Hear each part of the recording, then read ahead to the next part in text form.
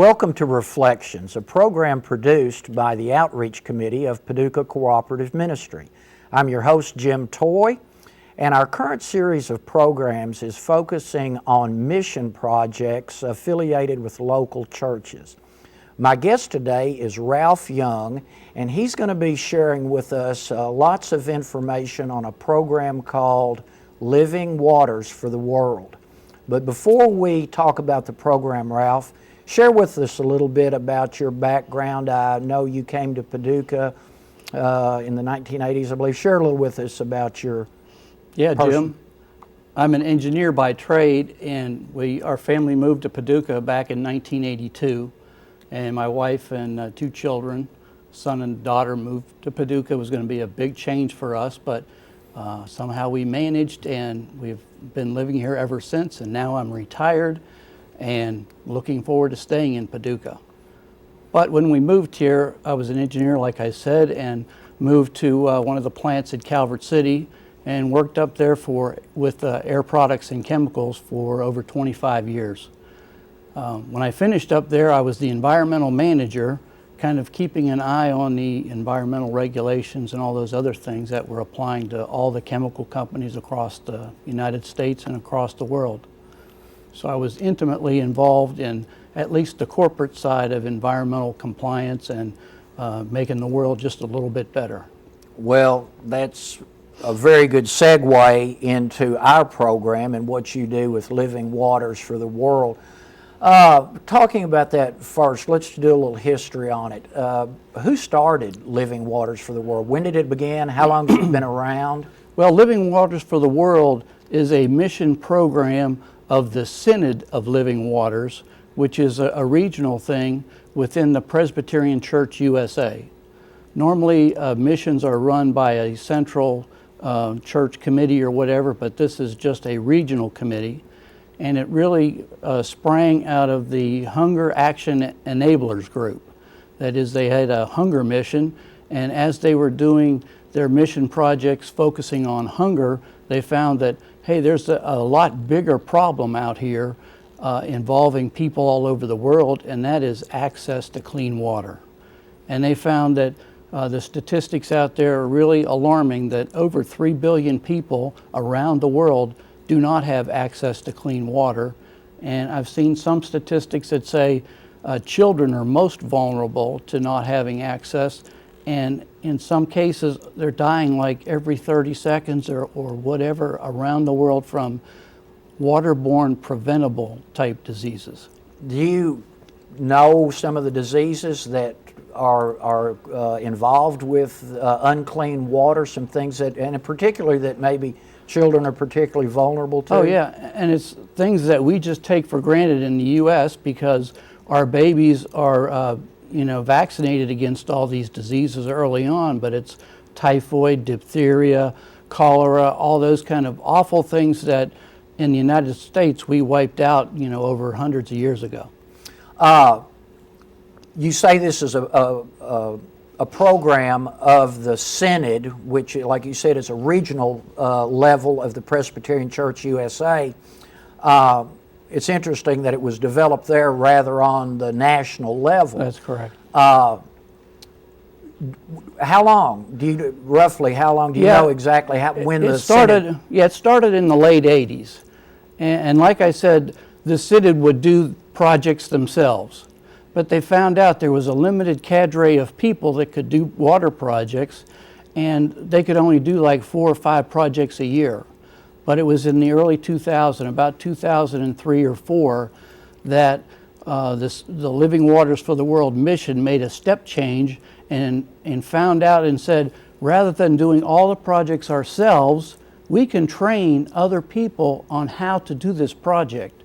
And from then, the mission jumped from having like 25 water systems in like 10 or 20 countries to the present day where we have like 347 projects that are in 24 countries around the world. That's big numbers. Yeah. Now, as far as the training for this, does the regional group or the Synod, are they responsible for all training, or has it branched out that this is now overseen by the national organization of the Presbyterian Church. No, this is still very much a Synod project. And they are located in Tennessee, is that That's not right, correct? Franklin, Tennessee. Okay.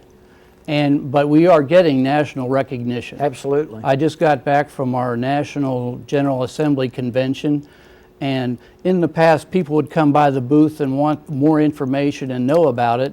Now when people came by our booth, they said, hey, I know about Living Waters for the World, and I want information because I want our church to be able to do this. So for people who don't know, the Presbyterian Church does things, our byword or our catchphrase is to do things decently and in order. And the church organizes from the local level, then to the presbytery, then to the synod, then to the General Assembly. Right. So this is located at the synod level. Tell us a little bit about how they are able to reach out nationally. How do they train? And Yeah. you may get into, we're going to talk about an installation, an actual project in a minute, but what is involved in the training? And I would think that your background here as an engineer has been very helpful. Yeah, and the training has really what has made a difference in the mission, overall, because we do focus on relationships. When you go on these mission trips, it's not just like a weekend deal where you're painting or doing some do-gooder type project and then leave quickly and feel good for about a week. We actually expect that you establish relationships with the church or the entity that you're working with in country, and it's really a 4-year process that you go through. And so, we're talking about life-changing experiences and lifelong relationships that are built with people and churches and that kind of thing. Excellent. So are you, going back to the training aspect, is that all done in Franklin, Tennessee? No, actually it's done at Camp Hopewell, and this is a church camp in Mississippi. And when we have training down there, it lasts about 4.5 days. And we have 3 tracks of training. One focuses on the project or mission team leadership and water quality testing and relationship building. A second component of the training focuses on health and hygiene education. You can have the greatest water system in the world, but if people are not educated on how to use the water and on the benefits of it, you don't have a project at all.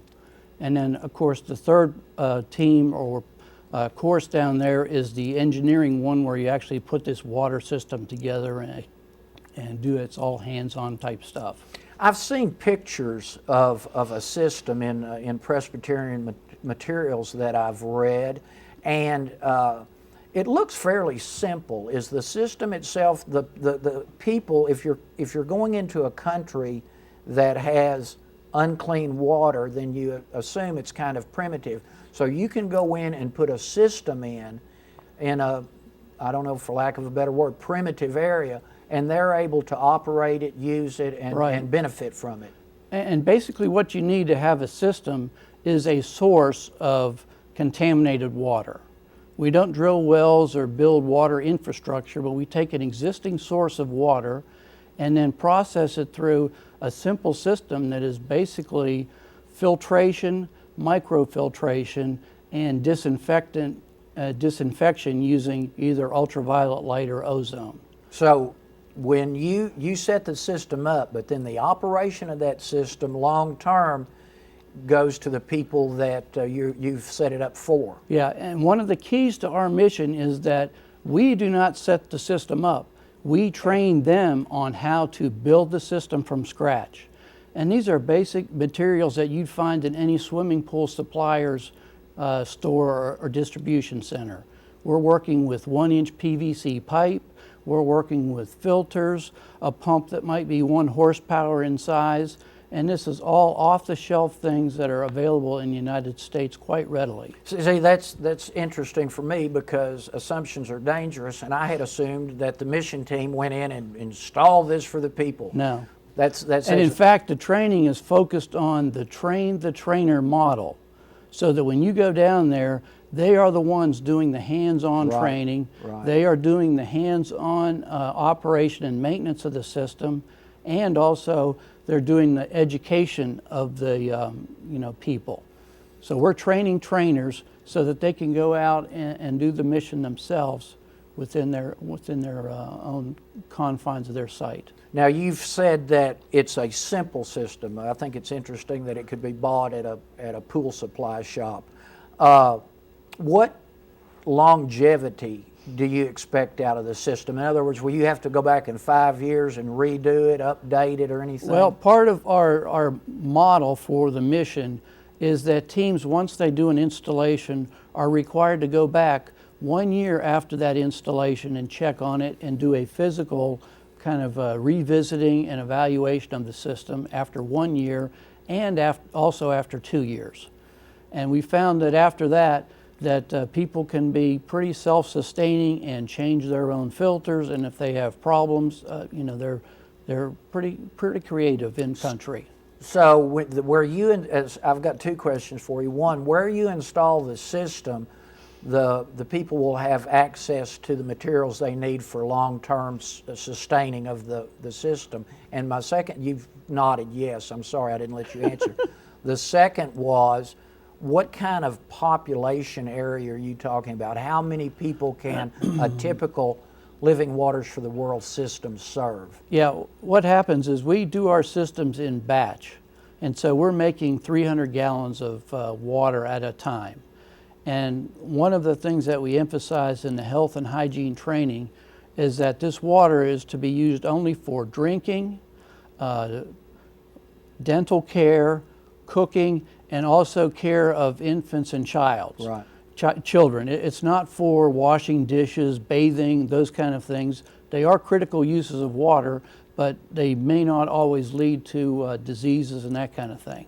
Okay. So we emphasize that in the training. And so when you're looking at that scale of project, you can serve communities of like 500 to maybe 1,000 people. How do you decide where to go? Do people apply for this, or and I assume, is this still all handled by the Synod of the Living Waters? Do they handle all the placement, the selection, and so forth? No, one of the things that we've gone to, and is one of the key also changes in our mission, is that now we are focused on networks of systems.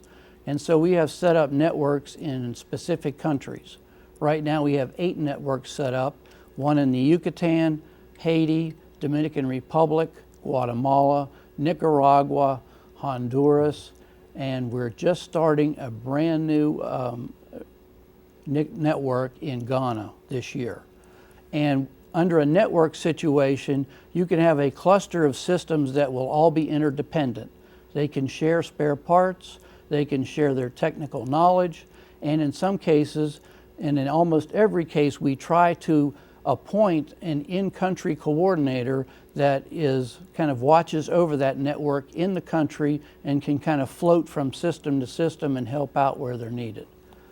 We've seen that that's really the best formula for success and sustainability in the long term. Okay, but how is a site chosen? Do you just identify need, or do people? Yeah, it really started out with the church-to-church relationship. Okay. You know, a Presbyterian church might have had a sister church in the Yucatan, for example, and they go down there to do a vacation Bible school study, paint the church, that kind of thing, and they see everyone drinking bottled water. And they say, well, what's the matter with the water from the spigot? And it's, of course, awful. And we can test it and prove that it's awful. And that's kind of what gelled and got things started. So you start with those partnerships, and it's amazing, once you put in one of these systems, and again, they're very simple, all of a sudden people come out of the woodwork, and they're there and they're lining up to say, hey, we want to be next, and that kind of thing. So again, it spun off, or developed rather, out of partnerships between the local churches outside the United States. That's correct. And that's an interesting, again, going back to relationships and bridges and building and so forth. And again, with the Presbyterian church, they're connectional in nature. Right. And I mean, everyone is so connectional that it's like, oh, I know somebody here, I know somebody there, oh, they need a system here.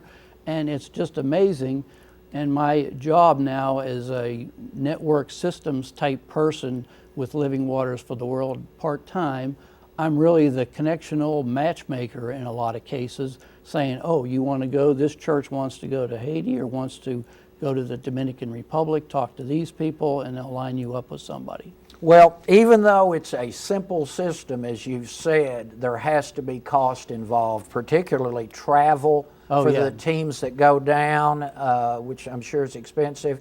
The system itself, somebody has to pay for it. Yeah. Who funds Living Waters for the World? Well, right now it's funded by all donations from churches and the Synod. One of our hopes is that each church within our Synod might make Living Waters mission a line item within their own budget, and so that way we could have a steady source of income. Can you give us a ballpark figure, say if you were going new into an area, you're starting from scratch, putting a team together, the cost of the system, down and back, signed, sealed, and delivered? Yeah, the actual model that we've built for a mission would be a 4-trip model. The first trip is you go down and do a survey development trip, ask the questions, all this kind of thing, see if a site is suitable for a system.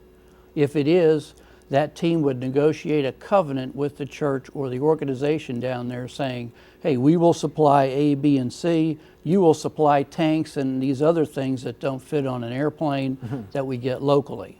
That's the first trip. The second trip is you go down and actually do the installation with all your people, and then following that installation you have a 1-year follow-up trip and then a 2nd-year follow-up trip. And if you look at that total package of all the equipment, all the trips, all the travel, it's on the order of $20,000 to $25,000. I had a number in my head, and that's about double what I was thinking. So even though we talk simple about the system, it's not an inexpensive thing. That's right. A little later in the program, we're going to provide some graphics and some information. Of course, in our day and time, everything's on the web. Oh, yes. They can go to Living Waters for the World and find the website, and there's information there, but I'm getting ahead of myself. Let's start talking, and we've talked a lot about it. How are the local people, because like I said, I'm learning a lot today, but I get a real sense it is not Americans going to a country, installing and leaving. You've already made that clear. That's right. To what extent, beyond your training people on system installation and operation, is there any other mission activity around a Living Waters for the World trip? Are the local people involved in any other ways that we haven't talked about? Well, as you go through the mission trip, of course, there's all that logistical support. So, of course, you have people down there that are preparing meals and, making accommodations or whatever for the team. A lot of times teams will take down more members and they may do a little construction work, a little bit of painting. That's what I was all that wondering. Kind of stuff. And it's easy to, add those kind of things, and so that you have really a pretty full mission program as you go down there. And you've got, when a Living Waters for the World team goes in, they've got all they can handle on their plate, and that's kind of what I was guessing. So you folks, am I correct in assuming you kind of leave the Vacation Bible School, things like that, to other specific mission trips? Like you said, that may have actually been one of those trips, right, may have led to the need, your learning of the need, and then a Living Waters for the World team. Yeah, we'll basically have 2 teams that go in. One is the technical team or installation. It might be 3 people, and when they get to the site, they'll pair up with somebody else there, and then they'll physically go in and jump in and start installing the system. And then we also have the education team that goes in there, and they're meeting with the teachers that they're going to train in the area, and then setting up the follow-up training so that once those teachers are trained, then they can actually do the training for kids and other students while our teachers watch and critique and kind of adjust their program as it goes along. Okay. I think we've got some video that we want to show, and you may want to make some comments and so forth about what the folks at home are saying. This is a public service video that was shot in the Yucatan in Mexico. And again, it was just kind of the intro to the program and that kind of thing, just to get people interested. And, you know. Is this, again, if people want to see this again, is this video available on the website? Yes. Okay, we'll get a first look at it here, and then it's on YouTube and, you know, everywhere. It's everywhere today with the web. Okay, let's kind of go through the video, and you can make some comments about the things we're seeing. Hi, I'm Steve Young, and I'm here with some friends of mine to tell you about Living Waters for the World, a mission organization affiliated with the Presbyterian Church USA, which trains and equips mission teams to share the gift of clean water with communities in need. Communities like this one, near Campeche, Mexico, where an all-volunteer team trained by Living Waters for the World formed a strong partnership with the wonderful people from Monte Moria Church to lead health, hygiene, and spiritual education in the community, and to install a purification system that will provide affordable clean water for the first time. The world's water crisis is massive. Half the world's population lacks access to something you and I take for granted every day, clean water. And as a result, millions die each year from preventable water-related illness, and most are children. We invite you and your fellow team leaders to join us at Clean Water U, our training program, where you will learn how to build strong partnerships with those who need clean water, how to lead health and hygiene instruction, and how to install, operate, and maintain a water purification system. To learn more, go to livingwatersfortheworld.org and then come join us so that together we can dare to dream of a day where there will finally be what? Agua limpia para todos los niños de Dios. That's right, clean water for all God's children.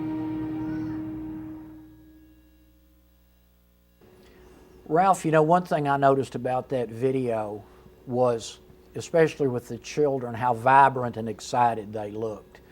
So many times when you do the stories and so forth on areas that are underserved, you see scenes that are, you know, kind of heartbreaking. That was all upbeat. And again, with this being a relational thing between the Synod of the Living Waters in Franklin, Tennessee, the other Presbyterian church and stuff, I know you have to form relationships on these trips. And since, as you said, you go back multiple times, I bet it's interesting as children grow up and as you see the adults move into positions of responsibility and leadership. Tell me about some of the personal relationships that you've seen develop on your trips. One thing that's really amazing is that one of the first pastors that we were working with back in 2003 at a local church in Merida in the Yucatan has now advanced through the hierarchy of the Presbyterian Church in Mexico to become the GA moderator. He was just elected this year, and that's like the head guy of the Presbyterian Church in Mexico. And he was a local pastor. That's right. When you went in to install the Living Waters for the World system. Right. So he learned leadership, he Yes. became involved and so forth. And I mean, the so on. connectional nature and the doors that he has opened up has been unbelievable. And is it possible for, if you go in and when you've installed your system, it still takes a team from the U.S. Can a local group become a Living Waters for the World team and then go and install systems? Why, sure. All they need is funding, right? Right. Well, there's a segment on the video that says at one of our Clean Water U sessions, there were 7 faith traditions represented there, including Rotarians. How cool. You know, how cool. And I mean, the Rotary Club, one of their major objectives for the year is to lick the water crisis and get on top of that. And so we have partnered with many Rotarians, even locally and internationally, to do systems, you know, all over the world. Again, we see the relationships and the connectedness coming out That's in right. this, and it's, I guess it's So I mean, this quick. is no longer a Presbyterian mission. It's gone way beyond that. And in fact, some churches are a little bit hesitant, saying that, gee, we don't have the resources to mount a $20,000 campaign or whatever. In our case in Western Kentucky, our church partners with 37 other churches within our presbytery to form a presbytery regional team. And now we've done we're working on our third installation now. Well, And- it's just very clear that the key to this is connected relationships, people getting together in the United States, in country, and that's how it all works, with people working together. I think Yeah. it's interesting that a service group like Rotary has become involved. As we wrap things up, you can always use help. Right. Just wrapping it up pretty quickly here, how can people help? I mean, if somebody wants to form a mission team within their own church, they can get on the website, they can get information very easily and get connected to a training session where they can get their people or their team trained up. We're always taking donations. They can be made, to the mission itself, right off the website, online type of thing. They can donate online. They Yes, can go online and send money to support this mission. The Presbyterian women have been very supportive of our cause, and this is both at the local level and at the national level. So, I mean, there's just many ways to help.